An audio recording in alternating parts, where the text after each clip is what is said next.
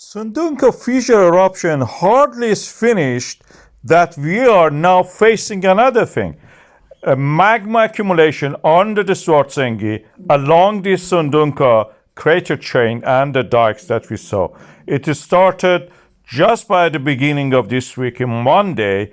The dike, which is the face of the fault line, opened up and the magma present there oozed out. This was the moment that it started. And the relieved pressure caused the fountaining of the lava to the sky. And now, after only a few days, today is Thursday, it has almost stopped. Just a few flames here and there, and the rest of it, what you see, is fumaroles. But the land again has started to rise. The phenomenon that we saw 7 centimeter fall is now reversed. The Svartsengi again, magma is accumulating under it and rising again back even more. This phenomenon will continue. As I mentioned, this area will have what we call as fires. A decade of rise and fall, eruption, and ceasing of activity. I had a video about this. I will put it at the end of this video. You can see that what I mean by this. The dam stays there. This is going to protect the Svartsengi power plant, geothermal power plant, and the Blue Lagoon, and hopefully the Grindavik from the next eruption, which now seems imminent. The dike which is collecting magma in the Svartsengi and is due to the extension of the fault lines, the graben formed there, is continuing. We see the evidence for it in the forms of these tectonic blue tremors. You see the tremors? This is the earthquake chart. For the Little Horto, we see it for the Svartsengi, we see it for the Fagradalsfjall.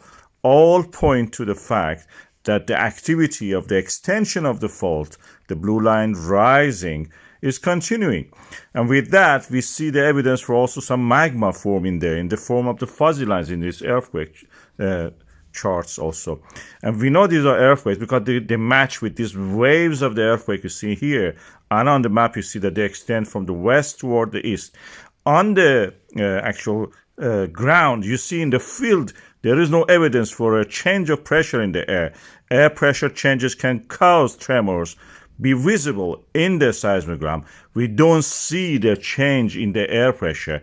There is no cloud rushing to here. We don't see storms. We don't see clouds moving around. We don't see the rain, the evidence all for the change of the weather.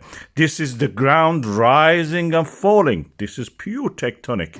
And you can see that because of the collection of the magma, we saw the earthquakes rise in the early November, then the land rose with it, dropped down, and again rose again back to where it was. The dikes is staying extending all the time. I wonder what people say when they say this dike is finished. Magma is not going to do anything. You see the evidence for it. This extension of the Mid-Atlantic region is not going to stop. It will continue, and we will see more eruptions. This is where we are looking now. Reykjanes Peninsula and Reykjanes Ridge in the Atlantic Ocean itself are all evidence that this extension is continuing. Magma is rising from the mantle of top part of the mantle of the earth, reaching the surface, differentiating, forming lava, tholeiitic basalts, we call it. In this kind of eruptions, we see more. They're different from the subduction setting. These are extension of the mid-Atlantic and mid-oceanic ridges, and this continues in this area. We will have eruption eventually.